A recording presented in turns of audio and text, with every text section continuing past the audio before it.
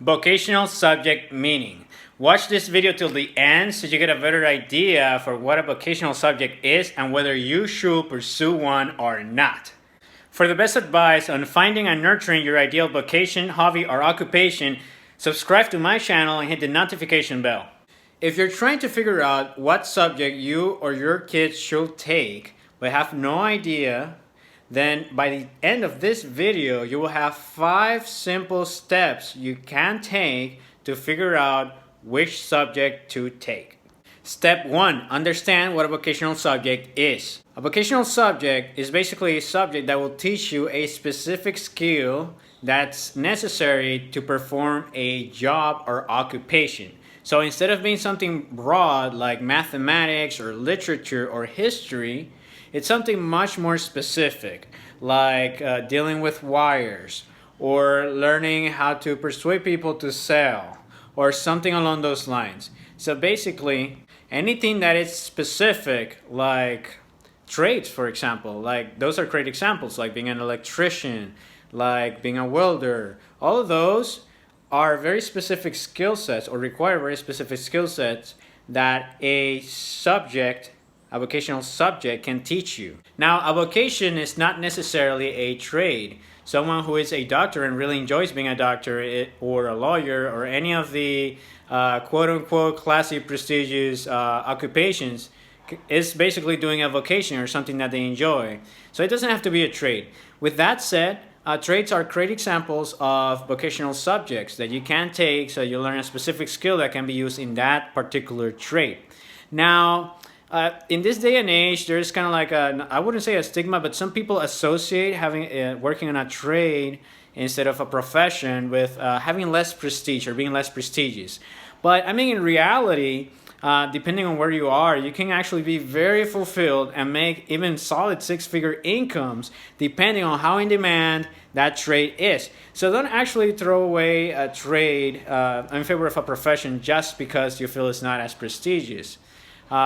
With that said, again, it's important to make the distinction. A vocation is not necessarily a trade, even though sometimes many trades, skill sets, or classes are labeled as vocational. So this takes us to step 2, and that is knowing the difference between an academic and a vocational subject. So like we mentioned earlier, some academic subjects like math, history, literature, they are more general in nature and can be used across different occupations, even though they're not very applied. They're basically just theory and knowledge based. With a vocational subject, you're actually going to learn how to do something that can actually provide value and potentially make you money. But it is considerably more narrow because it's specific to one type of job. Now, generally speaking, academic subjects tend to be preferred by some institutions if you want to continue your education further and further and further, especially if you want to do an occupation or you want to just get something like a PhD or become a researcher, then you're going to be considerably more interested in academic subjects in the topics that are related to the field you want to study. So if that's something that you see in your future, or maybe you're doing this for your kids and you really care a lot about that, having their options open, then you might want to research whether the schools in your area or wherever you think you're going to send them next, how do they actually view the vocational subjects you're taking right now? How many credits is the school that you're planning to go to giving you for those vocational subjects?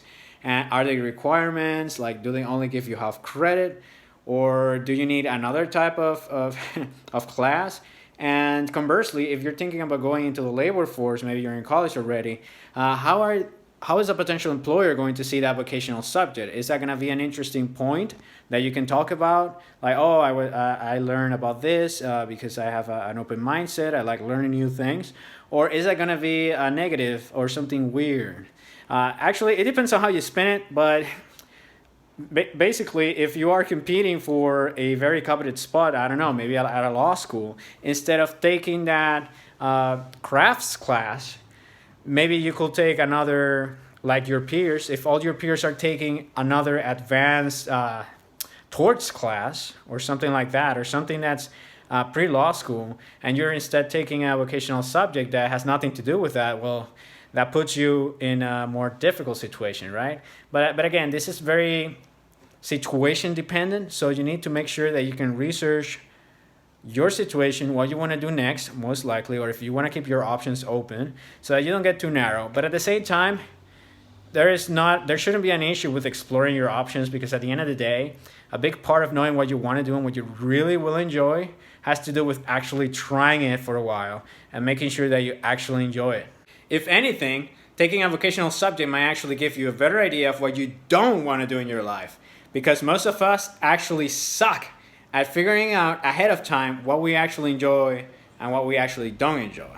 So this takes us to step 3, knowing the advantages of taking vocational subjects.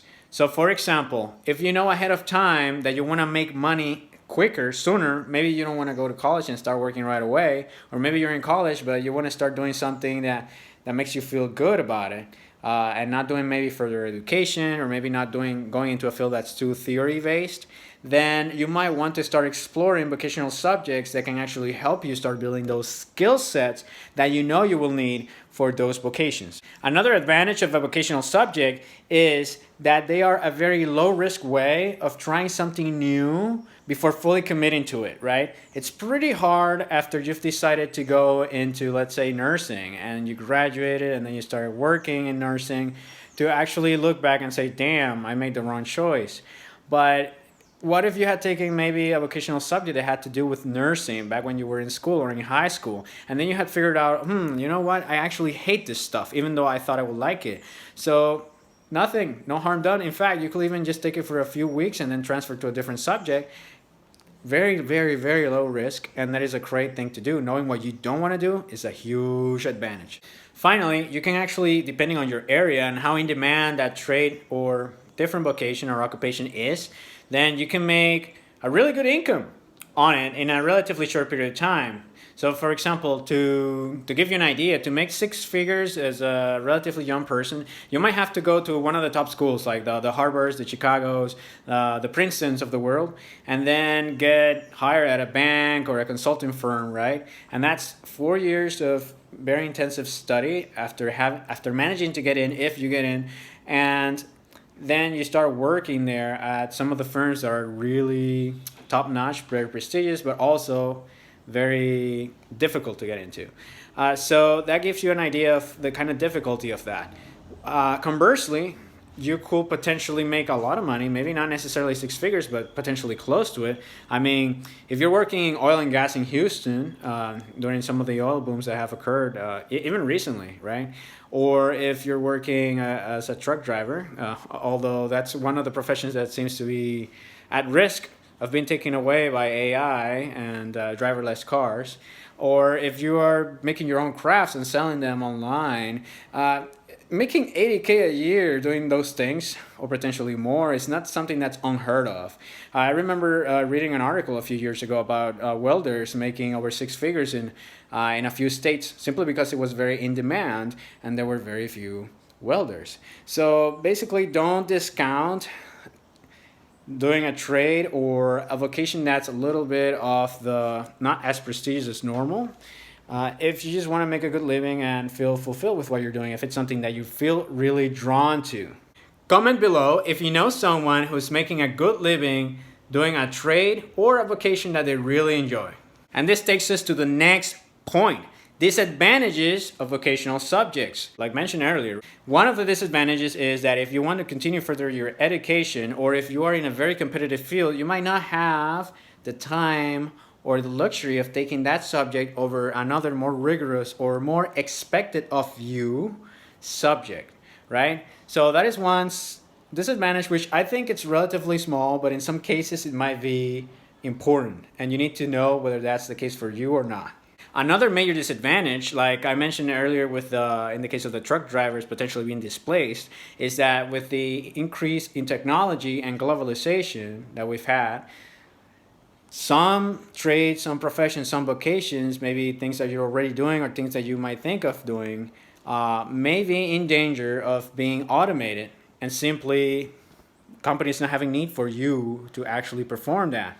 So this is something else that you need to take into account if you want to make sure that you're actually making a living of what you like to do.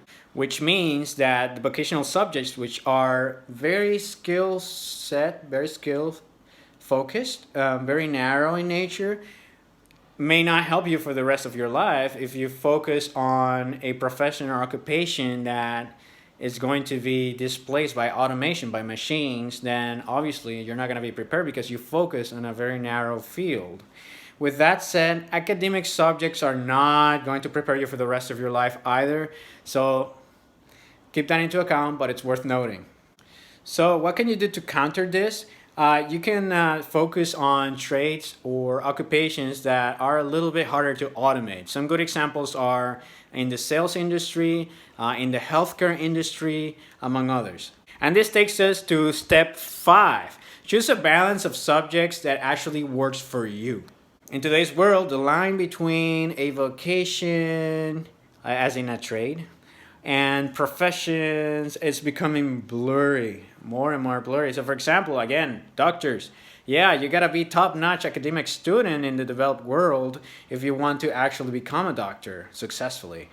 But before you can actually become a doctor, you need to go through a residency or a learning program, learning from someone else who's more senior than you. In other words, you have to do an apprenticeship, which is pretty much just building a skill set, the trade route or the vocation route, right? Like building by doing and by following someone who knows, which is much more akin to vocational subjects. Another great example of this is the very successful German education system, in which they focus on both academic and skill sets, like on the job skill sets that you can develop so that you can actually go and start working and being productive, because you don't only have the theory, but you also have the practice and the skills.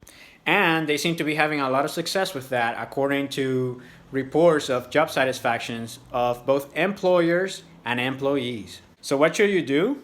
Well, explore a vocational subject or two that pique your interest, especially if you're not one of those cases in which you cannot afford to take a different course than the one you're expected to if you want to do something that's very competitive in the future.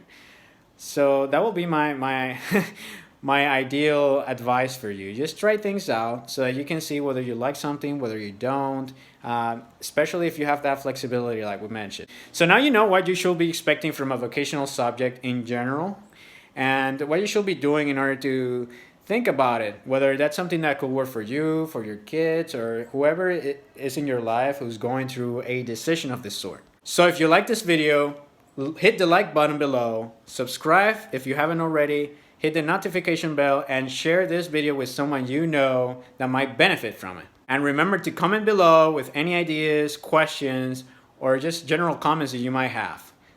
Bye-bye.